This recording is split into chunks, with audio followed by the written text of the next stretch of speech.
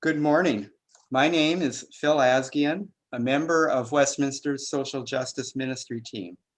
Each year, we build the social justice forums around a common theme. This program year, our theme is Wade in the Water, Becoming Anti-Racist. Every forum we hold this year is meant to encourage all of us to listen intently to voices beyond those of white privilege and to reflect on how we as a community of faith can change a racialized system and build a more inclusive community.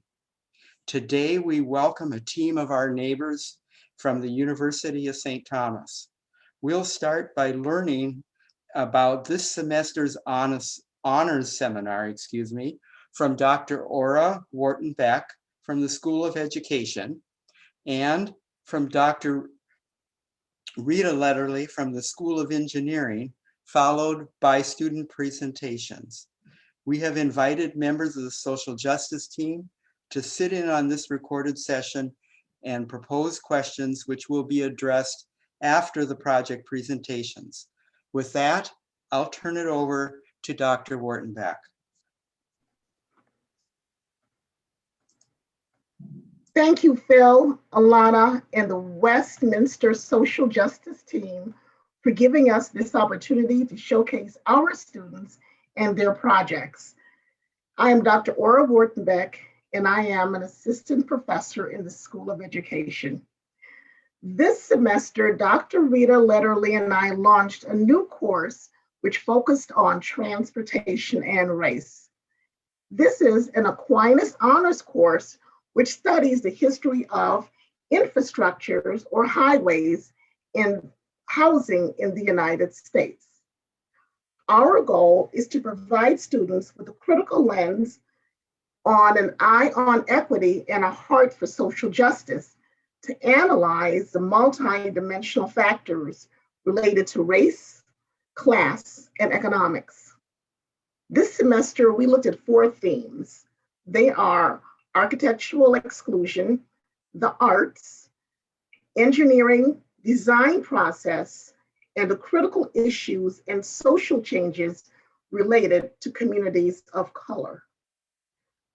Our central text was The Color of Law, written by Richard Rothstein.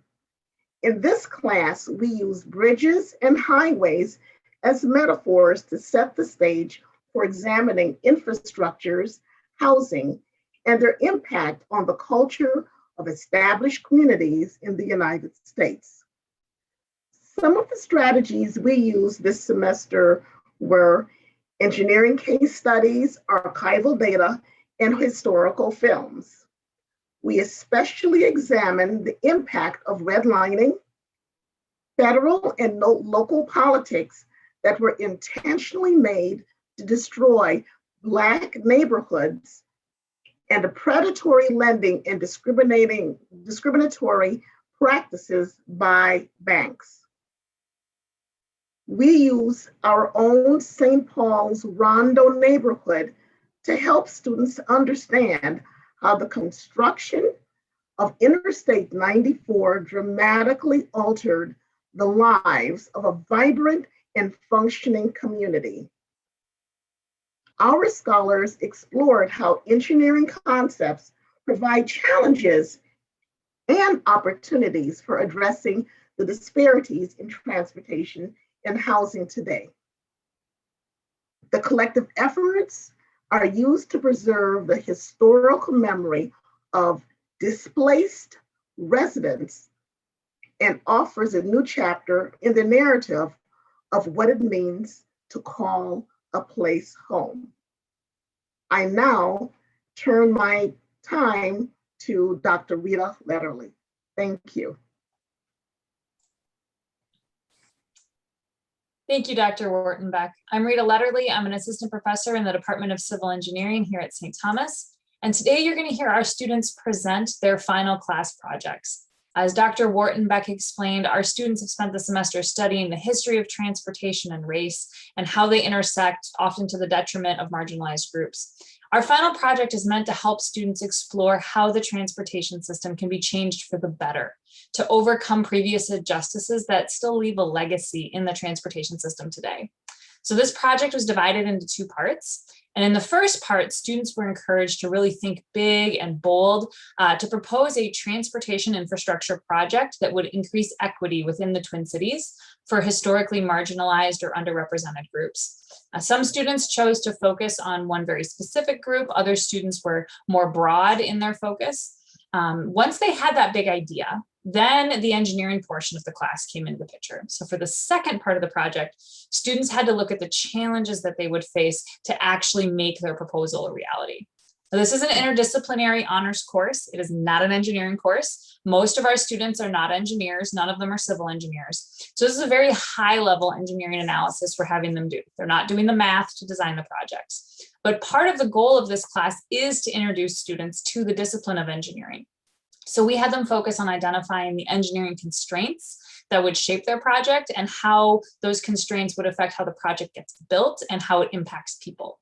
So today we're going to be sharing a little bit of both parts of those projects with you.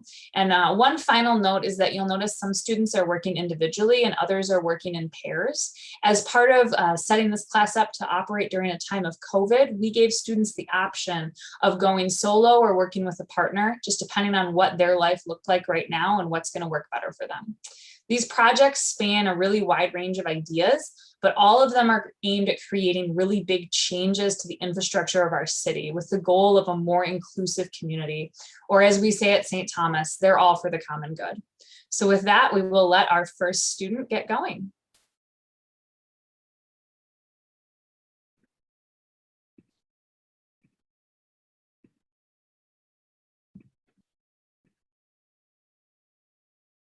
All right. Hi, I'm Anna Puhek. I'm a sophomore, double majoring in actuarial science and economics. And thank you for listening today to how I envision using transportation to connect instead of divide. And I'm focusing on doing so today through a land bridge that would reconnect the Cedar Riverside neighborhood to the rest of downtown Minneapolis. Why I chose this project and why I believe it's essential for equity is because of the neighborhood's history. In the 1960s, government officials viewed housing in the Riverside neighborhood as slums. So we're able to cite the urban renewal movement to route I-94 and I-35W right through these communities. You can see with these red areas right before and after the highway was built that it effectively cut off Cedar Riverside from the rest of the community. It made it an island. And if you fast forward to the modern day, the neighborhood is now known as Little United Nations because of the diverse cultures that call it home, including many Southeast Asian and Eastern African communities. A major progress point recently was the Samatar Crossing. It's the only direct connection between Riverside and downtown Minneapolis, and it was completed in 2018. And it's a crossing only for pedestrians. The top picture is the rendering, and the bottom picture is what was actually opened. Now, this was definitely a step in the right direction, but I believe that Cedar Riverside still deserves a more robust connection to really prove what Mayor Jacob Fry said, that you are part of the city, you matter, and we want you here. We want to foster that community connection. So to build on that progress, I'm proposing a land bridge. In the top left picture you can see is standing in a Riverside facing towards Minneapolis. In the bottom right picture is a satellite overhead image of that same area. And the land bridge would be this shaded light green area. And you can see that it'll go from the South 6th Street Bridge to just past the Hiawatha light rail tracks. And you can also see that the Samatar Pedestrian Crossing I just mentioned, as well as another light rail track, goes right through the middle. The purpose of this land bridge would be to increase equity by reconnecting the Cedar Riverside neighborhood to the opportunities of downtown Minneapolis. It would be more than a way to get from point A to point B. It would be an important intercultural gathering space for the community. And it would also architecturally include by redesigning our city to include this community and start to remediate some of the damage brought on by the highway's construction. Here's a little bit more detailed look at what the land bridge would consist of. You can see it's mostly going to be green space and trees. The two black rectangles you see are pedestrian trails, no cars allowed. And that tan or beige square you see in the middle would be a central plaza. And the central plaza would look something like that bottom right picture. There'd be park benches, bike racks, and local art installations. And overall, those two pictures were inspiration for the overall vibe of the land bridge. But unlike these pictures, there would be no buildings on the land bridge. The impacts that this project would have on racial minorities is to reduce isolation, since 48.3% of households in Cedar Riverside are car-free. So being able to commute to a job or go visit family, or even just go see a Vikings game without needing to pile into a car would be a real benefit. Additionally, it would expand on the neighborhood's cultural district designation from the Minneapolis 2040 plan. And this could instill some real pride in community ownership to have such a nice asset in their community. For the disabled community, it would be an alternative commuting option to transit or taking a car. It would also be a safe central gathering space. There'd be no busy city intersections or cars in the way. For low-income residents, there would be a multitude of job opportunities that downtown can offer. Because as you can see in the top graph, 72.7% of the neighborhood makes less than $35,000, which puts the median income below the poverty line. And as you can see from the bottom graph, over 50% of the neighborhood's population is less than 24 years old, which means it's especially important for these younger demographics to have access to these high-paying jobs and lift this next generation out of poverty. So we can hopefully reduce that alarming statistic. Now, I'm no engineer, as Dr. Lederle mentioned, but there would definitely be a few engineering constraints from a project of this magnitude. And a few that I was able to think of would be first, how to connect to existing infrastructure, since like I mentioned earlier, the South 6th Street Bridge and the light rail tracks would be part of the land bridge. Second, finding suitable locations to put the foundational structure down into. And third, working around the light rail tracks, since it makes up an edge and goes right through the middle of the land bridge. For these first two constraints, we'd connect to existing infrastructure like the bridges using longitudinal joints, which you can see in that picture on the right. And these aren't too uncommon because they're typically used for a highway on a bridge and you're expanding the number of lanes. They're commonly used there. And as far as where to put the foundational structure, as you can see in those two bottom pictures, which are actually Google Maps screenshots from directly below where the land bridge would be, you can see wherever there are foundational piers already, whether it's between highway guardrails or in a grassy area off to the side, there's definitely room right next to them really to install new ones. So there are definitely suitable locations to support the foundation and structure of this land bridge. And the final challenge I mentioned was working around the light rail tracks. Now, connecting it would be just like any other bridge and wouldn't be too bad, but how to incorporate a family-friendly design would be a little bit different. We're looking into installing barriers around the tracks to maintain safety on this land bridge. And instead of being a typical fence, maybe even incorporating some local art. And on the right, you see pictures of grooved rail. And that's because, like I mentioned earlier, the light rail tracks go right through the middle of this land bridge, which means they go through the central plaza. And so having a section of grooved rail like you see here would allow the plaza to be flat and usable when the light rail tracks are not operational. And lastly, how our project would avoid unintended consequences like gentrification, since a nice asset like this could cause rent prices in the neighborhood to rise. I'd avoid unintended consequences by defending those rent-controlled or Section 8 units from the low-income housing tax credit by maintaining a working relationship with local officials like Abdi Warsani, who is a former city councilman from the neighborhood and is now the CEO of the Minneapolis Public Housing Authority. So to conclude, a few additional considerations for this Cedar Riverside Land Bridge project would be to, of course, continue to get stakeholder input at every stage of the process. Second, adding a light rail stop potentially, because it could be on the Metro Blue Line in between the Cedar Riverside station and the US Bank Stadium stop for more access to the Central Plaza. And finally, if we were looking into private sources of funding, the US Bank could be a good choice, as the stadium is not only really close to the land bridge, but the NFL has been really into funding sustainability and social justice initiatives. So with that, I conclude my presentation and thank you for listening.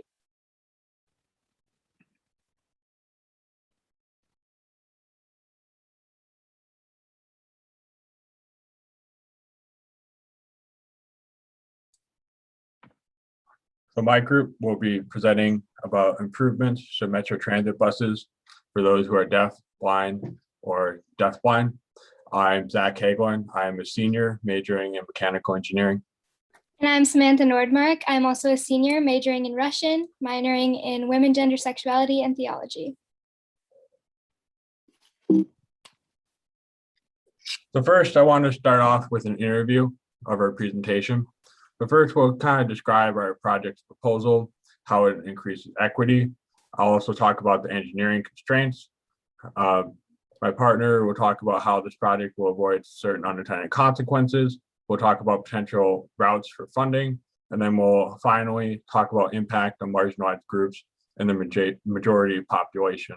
For both of us, this project, why we chose this project. I personally have a hearing loss and have been in situations where it's hard for me to hear in mass transit. And Samantha has some family members who are deaf as well. So we both have really a personal connection to this proposal.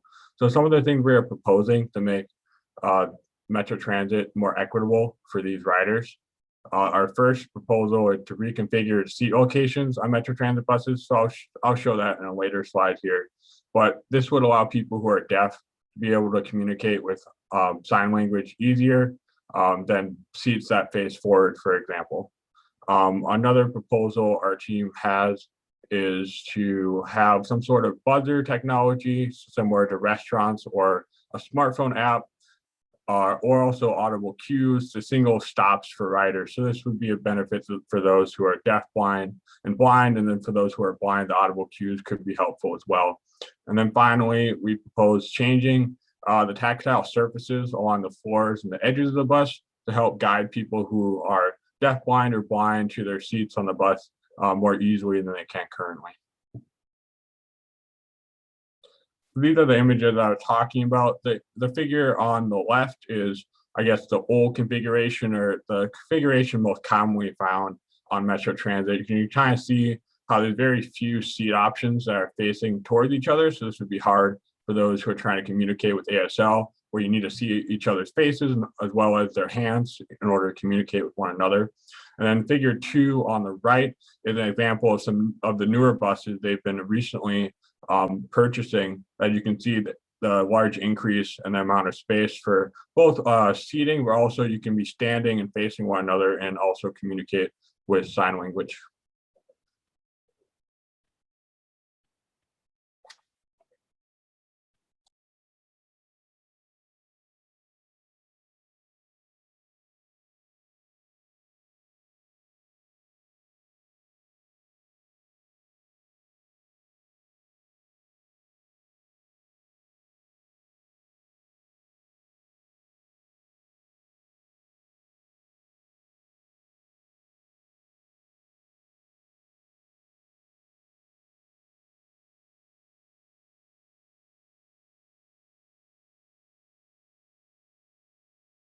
Excuse me, Samantha, you're muted. Sorry about that. How will this project increase equity? So first and foremost, it will expand public transport across a wider array of population. This will allow for 3 subsections of our community better access to Metro Transit buses. Our second point is that it will increase deaf, blind, and deafblind access to jobs further from home, potentially with higher pay and potentially increasing quality of life. Lastly, looking to economics, more ridership will provide more revenue to increase other equitable services. Looking to US demographics that support these points, 15% of the US population is either deaf or hard of hearing. And with the elderly population rises, as life expectancy rises, this percentage will only increase.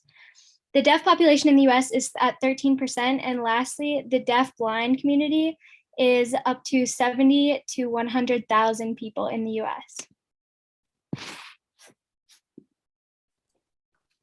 Yeah, so I'll be talking about some of the engineering aspects. As Samantha just mentioned, when you have 15, 13%.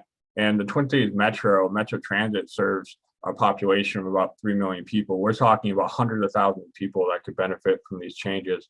So getting into some of the engineering aspects of the proposal, reconfiguring the bus seats will definitely interfere with bus schedules depending on when buses have to be moved around or taken off routes. So that's definitely a consideration for more transportation planning aspect.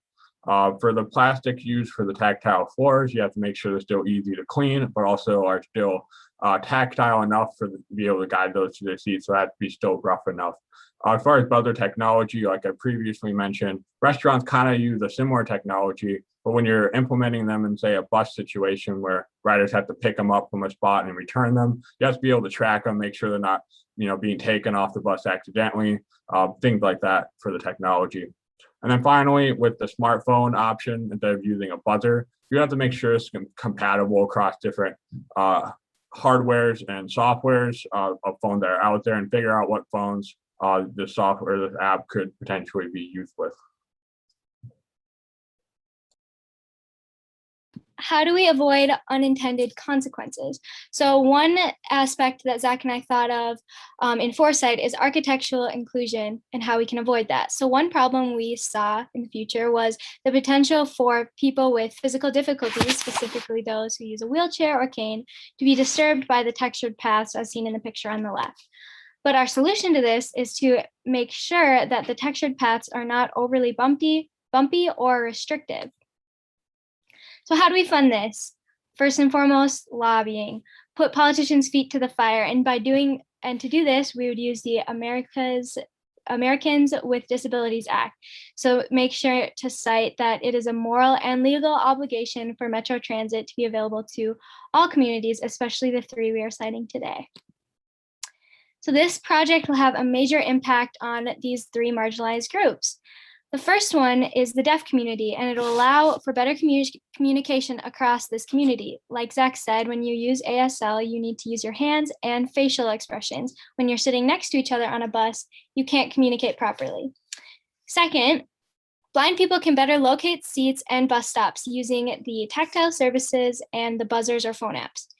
And lastly, members of the deafblind community usually have to schedule rides in advance on individual rider services. Using this service that should be provided to all populations, they will no longer have to do this, which would be a major convenience. As far as the majority population, so people with full hearing, sight, they will benefit as well. Seats facing each other can help facilitate to people engage in conversation. And as we are currently in the pandemic, we all need new friends. So the seats facing each other can facilitate that. And lastly, audible cues can be useful for those with full hearing as well. So there will be no disruptions in the ridership of people who are full hearing. So in summary, we talked about our project proposal, how it'll increase in equity, some engineering aspects, how this project will avoid unintended consequences, how we'll fund this project, and the impact on marginalized groups. And these are our works cited. Thank you very much.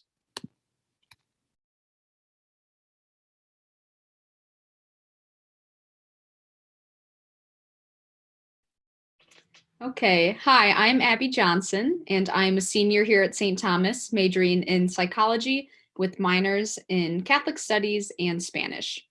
And my transportation project proposal today is a system of urban cable cars. So kind of what are urban cable cars? They are basically the gondolas that you're probably picturing in your mind that could take you from the bottom of a ski hill up to the top.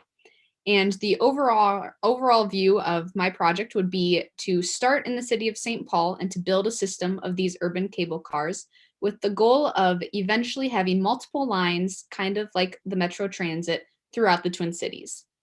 And the docking stations where you could get on and off of the cable cars would start in less affluent parts of town and the outskirts of town of St. Paul, as well as in the center of the city in order to connect these two parts of town.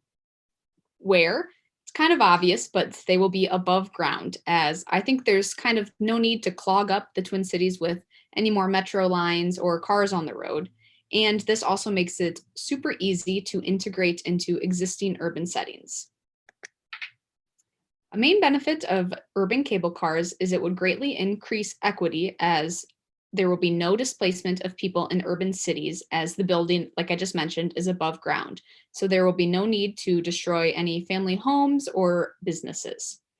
This also will work to break down class and race barriers. In some cities in the global south that currently use urban cable cars that I'll talk about in a little bit, they connect hilly areas that have low accessibility to city centers.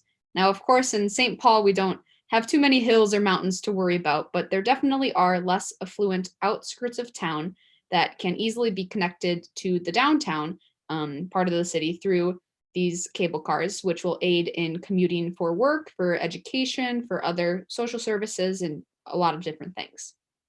The Twin Cities would also be trailblazers if they did put in a system of urban cable cars, as there's kind of talk of implementing these in Chicago, Brooklyn, and Austin, but they have not been done yet. So why did I choose this project? First off, I used to work at Walt Disney World, and they recently constructed a Disney Skyliner, which is a set of urban cable cars that links multiple Disney resorts and the parks. I also looked to the global south for inspiration, because there's been great success in cities in Colombia, Bolivia, and Venezuela that I just mentioned. And then just a couple other benefits quickly. So it reduces travel time, because these cars can travel around 6.2 to 12.4 miles per hour, which, although that doesn't seem super fast, there's no traffic in the air. So while you could sit in your car for hours during rush hour, that won't be an issue here. It's also often faster to implement in a city than new roads would be, which kind of just gets back to the no need to displace anybody. There's also been homicide rates decreasing in a city in Colombia that implemented a system, so it could reduce violent crime in the cities. They're high capacity travel vehicles, as the cabins themselves can fit many people, as well as it being easy to social distance if the pandemic continues, because you could easily say just one household per cable car. And then one of the main benefits, I believe, is that there's no stigma around riding in a cable car. So as we unfortunately sometimes see with buses or metro transit lines, sometimes people believe that those ways of transportation are for poor people, or that's where the criminals hang out. So there's just a stigma around it. But these cable cars are fun, they're innovative to travel, and it would just truly, I think, be super beneficial for the city and used quite a bit. So super important, the first line I think would be best to connect the north end of St. Paul and the city center. The north end is a neighborhood that's historically home to some high crime rates and lower income households. And you can see the star at the top of my map on the way right locates this grassy area, which is between West Cottage Ave and Myery Street. And then it would be connected to the bottom star in the heart of St. Paul, which is the park area around Jackson Street and University Avenue East. I don't know a whole lot about this park, so that's maybe an engineering constraint, but we'll get to that in a second. But these would be the docking stations, and then the first line would travel from top to bottom. And a main benefit as well is that construction should only need to close down these streets around these two areas for a short amount of time. However, a downfall is that, of course, University Avenue is quite busy, so that would be difficult to shut down, but I think it could be done. And like I was just mentioning, so the shutting down of roads during construction is the main constraint. This should only take place for a short amount of time, and like I've mentioned a few times now, there will be no need to destroy any buildings or areas of a highway through this project. But with the goal of eventually having multiple lines and having stops every so many blocks, especially looking towards the airport and different hospitals, this could pose more of a problem in the future, with just more construction needed and then more space needed eventually for the docking systems. So there are a lot of impacts on marginalized groups. For racial minorities, I've again mentioned quite a bit, there'll be no displacement, which is great. For low-income individuals, we will really work hard to keep the ticket price as low as possible, as well as offering specific passes, such as a year-long pass that can cut cost for those planning on using this as their main mode of transportation. Again, this is super important for those that perhaps can't afford cars or parking downtown. They'll have another option. If taxes are increased to pay for this project, that could have a negative impact on individuals, but we'll try to mitigate that. Another main benefit is people with disabilities. You could easily bring on a service dog and other animals on the cable car, and it's also accessible for wheelchairs, as we'll definitely have ramps that enter into the cable cars. And then quickly, just kind of avoiding some consequences. The cost, again, could be a consequence, but hopefully we can offer some advertisement opportunities, as well as maybe get some grants to provide some funding. And then in order to avoid gentrification, we are going to really research areas of town with the least accessibility to city center in order to connect these two parts. And then risk is also kind of a concern, as it would be not great to get the cars stuck in the air at all. So we're just going to test the cable cars extensively in order to combat against anything like that. Thank you so much for listening.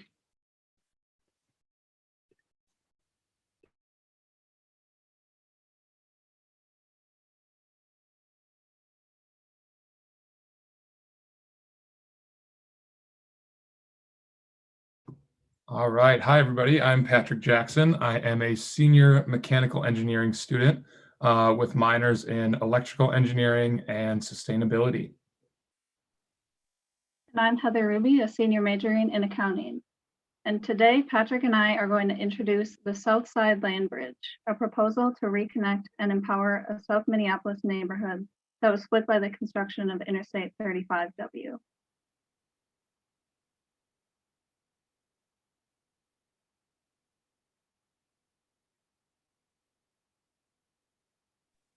Bear with us here. Sorry about that.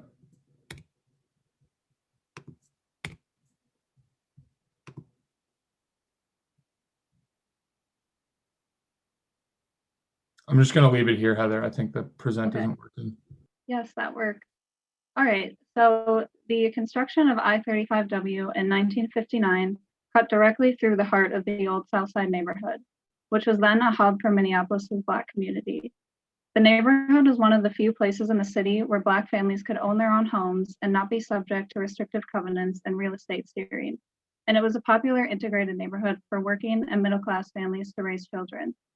The construction of I-35W through the old South Side neighborhood not only split the neighborhood in two, but effectively segregated streets and schools.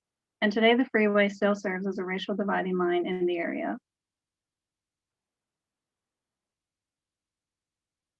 The South Side Land Bridge will serve to increase equity in southern Minneapolis by reconnecting the communities that were severed by highway construction.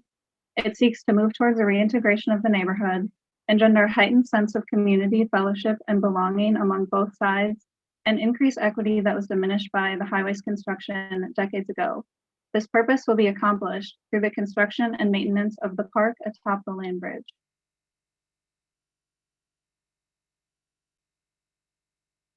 So the community park on top of the land bridge will focus on showcasing and bringing together diverse voices from the surrounding community. The park will feature commissioned art pieces that will highlight the voices of community members, and a band shell inspired by the one at Lake Harriet will provide an area for local performers to showcase their talent. A community garden will not only act as a source of natural beauty, but could provide fresh produce for members of the community that are experiencing food insecurity. And energy generated by solar panels will be returned to low-income residents through the use of energy credits. And of course, the park will have plenty of open green space for various recreational activities. So in order to repair past wrongs and increase equity, the land bridge and park proposal will create a physical connection between communities that have been separated and keep at the center of its restorative purpose groups that have been most marginalized, particularly racial minorities. Continuous communication with the surrounding community, particularly BIPOC and low-income residents, will be conducted at every stage of the project from planning to final use. Ensuring that marginalized populations are not disproportionately impacted during the construction of the project will be challenging, but is vital. Those living nearest to the highway must still have safe and secure access to routes needed to get to work, school, run errands, or participate in recreation. If there's an interest, A program could be explored that hires low-income residents for construction work on the project, but then transitions into park maintenance upon completion, providing the option for close and accessible employment. Special effort will be made to ensure the availability of mixed income housing on the surrounding streets so that no member of the community is pushed away once the new park is active. Additionally, the park will be made accessible for all so that those with limited mobility can enjoy the park without restriction by ensuring entryways, sidewalks, and paths are wide and there's limited or no use of stairs. And of course, throughout all phases of the project, it is important to stay in communication with the surrounding community and keep the needs of BIPOC and low-income residents at the center of the project's vision so that it truly does increase equity. So getting into some of the specifics of our actual park plan, a few considerations we took when designing our park. First off were the highway entrances and exits. So to start, our park was actually 8 blocks long, and it overlapped 2 entrance and exits of I-35W. We cut it down to 4 blocks so that we would not impede on any of the highway's current use and get in the way of the current highway function. The second thing we focused on was noise pollution.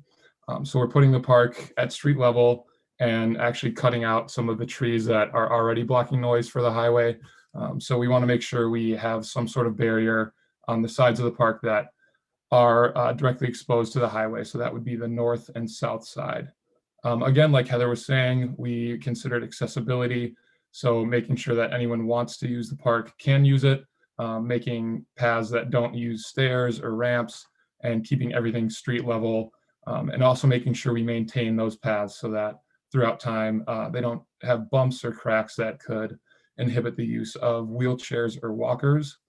And then lastly, we focused on water drainage and runoff. So again, like Heather said, there will be lots of green space that will soak up any rainwater that comes onto the park, because we definitely don't want the community to have to deal with flooding concerns from adding all that space at street level for them.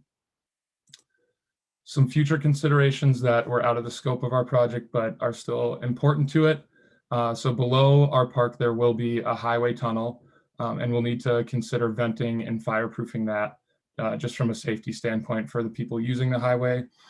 There will also need to be a full structural analysis of the actual structure that's holding up our park. Again, mostly a safety concern there. And then funding. So it will be a pricey project, most likely. So making sure we have the proper funding for it, whether that is federal, state government, or potentially even private funders. That's an important part of our project as well. So for the location of it, it is the stretch of I-35W that goes from 38th Street to 42nd. And that gives us approximately 691,000 square feet to work with. So really giving back a big chunk of land to the community. So here's a picture of the layout of our park. On the north side, we have the band shell. A little bit south of that is our community garden. And then in the center of our park, we have the art installations, which we want to be sort of a focal point of the park and make sure that's accessible to everyone. And then on the south side, we have that solar garden. And then intertwined through the whole thing, we have a bike and pedestrian path with all 5 streets that are adjacent to the park having entrances on them. And that's to make it as accessible as we can to the community, as well as connect the 2 sides of the highway, since that is one of the main goals of our project. And finally, we want to talk about avoiding gentrification. So when we're investing this heavily in a community, a big concern is obviously that we don't want to displace the current community members that we're actually trying to help out. That would go against everything we're working for with this project. So 2 things we want to include, as Heather already said, are mixed income housing and that community solar garden. So for the mixed income housing, we want to focus on it being fully integrated. So that means having low income units completely mixed in with market rate units is what they're called. So basically normal apartments mixed with these low income ones, and making sure the low income individuals or families are not separated from the market rate units, and that they're similar quality units as well, basically trying to make sure these lower income housing individuals or families do not feel like second-class citizens. And then the plan for the community solar garden is to collect the energy from it, sell it back to XL Energy, since they're the ones that control the power grid in our community, and then use that money and give it back to the community on a need basis. So making sure that people that are maybe struggling to pay their bills get a little bit of help from that community solar garden. And that's all we have. Thank you guys for bearing with our technical difficulties on the presentation.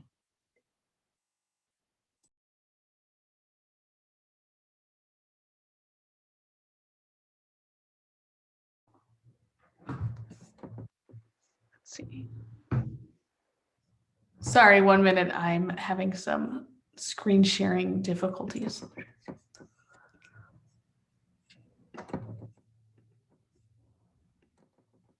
All right. Hello, everyone. Thank you again for joining us today. We really appreciate being able to share our projects with you.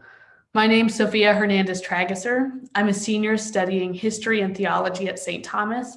And today I'm going to talk about a topic that's very near and dear to me, which is the west side of St. Paul, the neighborhood where I live. So if you're not familiar, the west side is a neighborhood right above the river across from downtown St. Paul. Here's an image of the west side in relationship to all the other neighborhoods. And to the right is an image of a redlining map put together by the University of Minnesota circa 1970. So the legacy of redlining has split the west side in racially, with a lot of the Hispanic residents living on the lower bluff and on top of the bluff being more representative of the neighborhood as a whole. So here's the breakup racially of our neighborhood. We're about 43% white, 30% Latino, 13% Black, 7% Asian, and 8% other races. So we do have a very significant and vibrant Latino community and a lot of Latino run businesses. But one of the issues on the west side is a lot of the residential and commercial areas where our Latino neighbors are living are on the lower part of the bluff and split by pedestrian access to the upper bluff. So we have many people living on top of our neighborhood who might really like to patron these businesses, but don't have a safe pedestrian walkway. So instead they go 10 blocks down the street to a large big box commercial district. So one of my dreams for our neighborhood is being able to connect this commercial sector with the residents living on top of the bluff. If you're familiar with the streets, the residential area is on Cesar Chavez Avenue, and Robert Street runs through that and then connects up with George Street, and that's on top of the bluff. So here's a picture of Robert Street, Service Road. And as you can see, there's an old sidewalk there that is supposed to connect the upper bluff with the lower bluff. But you can see all this foliage and trees have overgrown it, and there's not a safe barrier between the sidewalk and the road.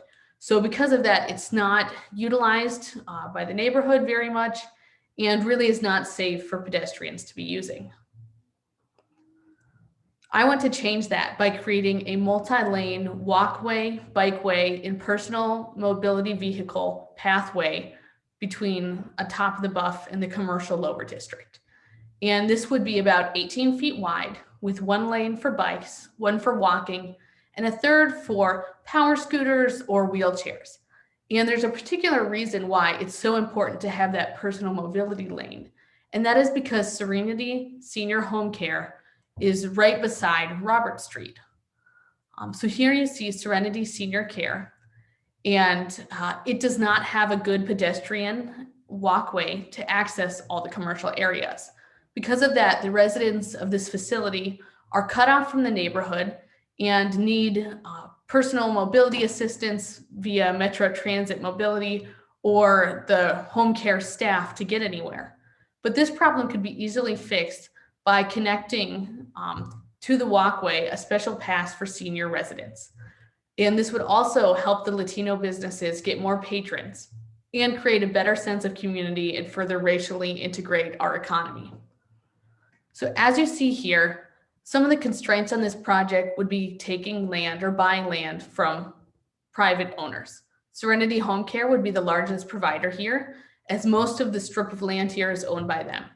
So the city would need to purchase the land from them to construct, and it would go into their yard about 15 feet. And there is one personally owned house on top of the bluff that would also be somewhat obtruded by this proposal. So here's a close-up of what it could look like. The pink rectangle is the whole 18-foot wide service road. The small purple vertical line is a particular road connecting senior care facility with that pedestrian walkway. And the slimmer purple is the top of the bluff where the walkway would taper into one lane in the flat portion so that it would minimally invade the private housing. Also, to accommodate the American with Disabilities Act, because this walkway does not comply with the grade standards, it's too steep, the lane for scooters and wheelchairs would be switchbacks. So it would be much safer for our residents and would finally update our neighborhood to standards and be more equitable for those people. There's one more component, which, as you see the orange ring here, is a way for pedestrians to get across the intersection of George and Robert.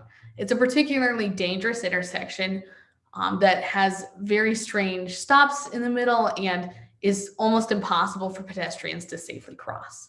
So what I propose here is an elevated pedestrian roundabout, similar but much smaller scale to the image shown above. And it would enable pedestrians, motorists, bicycle drivers, and people using wheelchairs to get across intersections without fear of being stricken by cars. And another important population to be helped by this are children in the area who want to access schools on top of the bluff. There are a lot of smaller charter schools in my neighborhood, but they're not accessible for small children to walk themselves to school. So having this safe passageway with a railing separating the service road from the walkway would enable them to walk themselves, because a lot of their parents are occupied with many jobs, and access some of the STEM schools on top of the bluff. There's also a public library and a church that gives free meals and a lot of community services that are on top. So this would enable equitable access for the populations living below. So this project would not be cheap.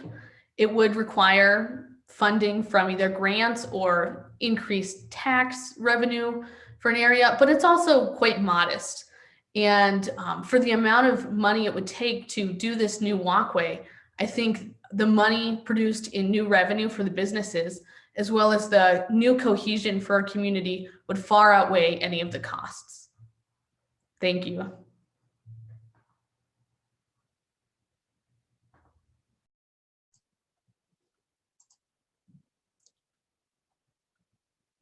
Thank you all for your presentations. And I'd invite everybody to come back into the video and speaking world here for a little bit so we can have some discussion here.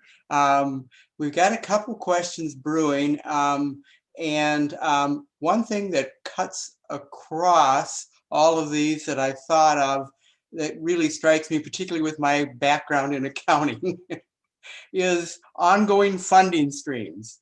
And it seems to me that there may be some other additional sources, and maybe since you've done your work, maybe other ideas have popped up.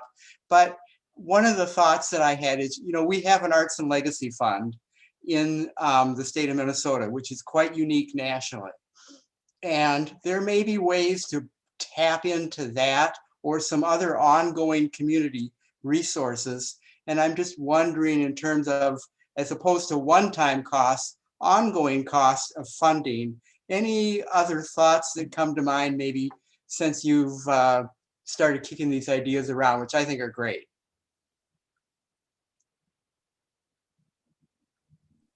I think I saw in the chat a question about gentrification too, and this is maybe related to that question too. But we had I can't remember who the speaker was, but we had a speaker come in that talked about ongoing funding as like setting up potentially, I'm not a financial guy, but Yeah. some sort of pot of money that would basically be used for the community members. And I think that was in regards to housing, but I could see it a situation where you could use it for other things, like for our specific project, maybe park maintenance or something like that. Mm-hmm. Other thoughts on gentrification, maybe from hearing these presentations together?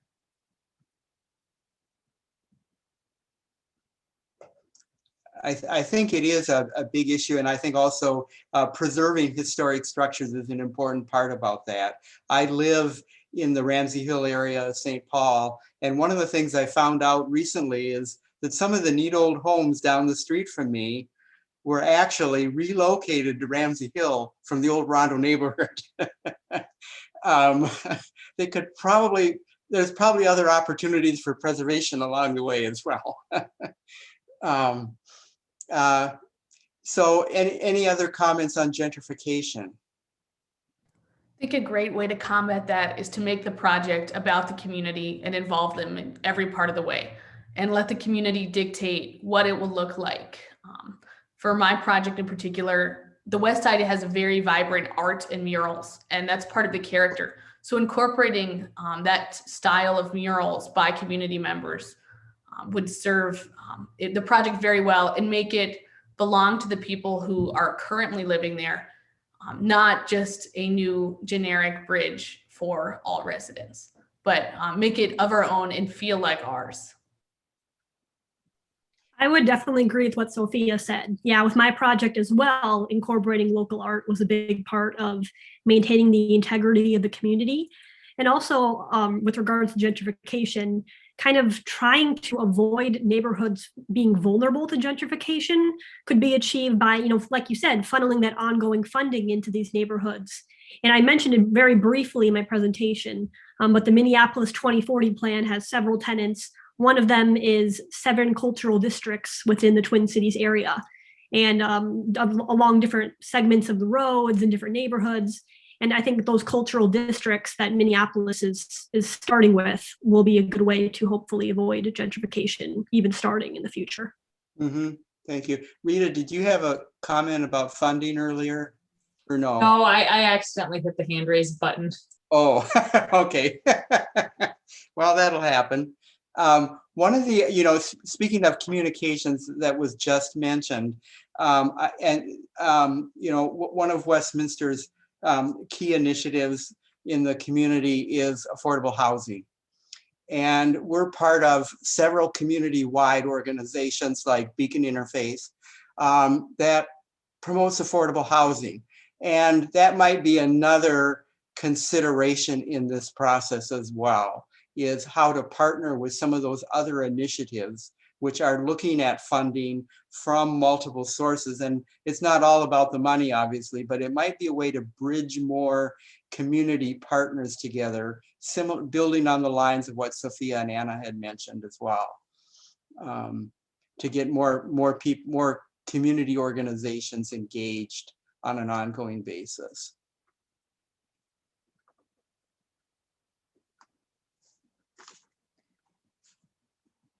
I also really applaud the comments or the recommendations that came out on green space.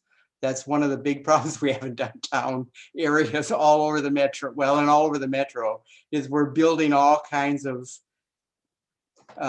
structures and not all kinds of green space. And I don't know if any of you had any other thoughts about maybe even as part of these proposals. I know like some of the neighboring communities have actually put like dedicated park space into building codes. I don't know if that came up in any of your discussions or not, but.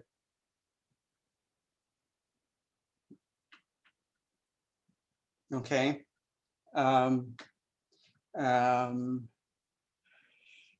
Any other intersectional thoughts that people have about these projects? I think right now, with all the discussion on infrastructure, they're very timely.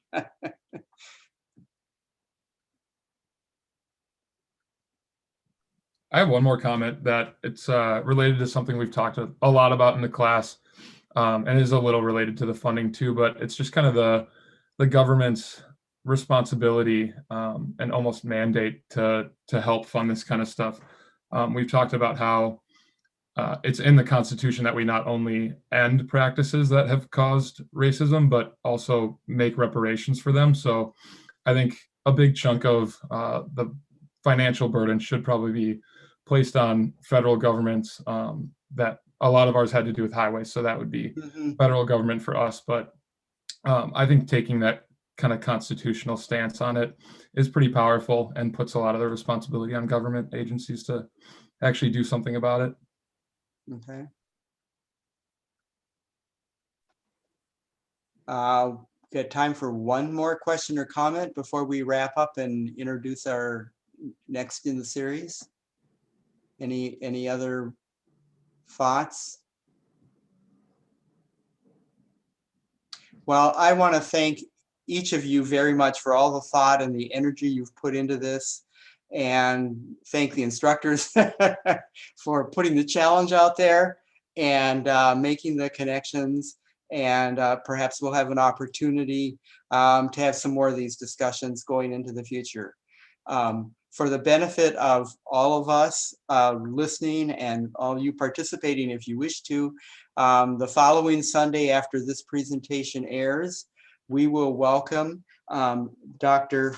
Diane Givens-Moffat, who is the Executive Director of the Presbyterian Mission Agency, essentially the head of our denomination from Louisville, who will be preaching in the Twin Cities at Westminster and also hosting a joint social justice forum and adult ed activity during the same time. So thank you all very much.